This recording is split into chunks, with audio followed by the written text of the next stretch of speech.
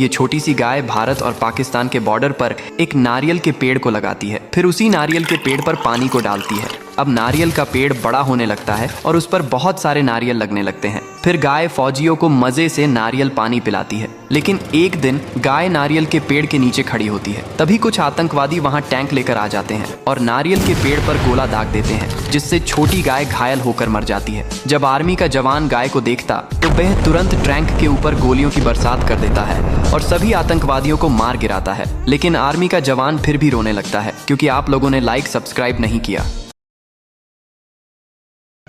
काटने वाला भी पेड़ कभी हरा नहीं काटता। मैं अपने फोन से नंबर तेरा नहीं काटता। इतनी बेरहमी से तूने मुझे काटा है लड़की, ऐसे तो कसाई भी बकरा नहीं काटता। मेरा यार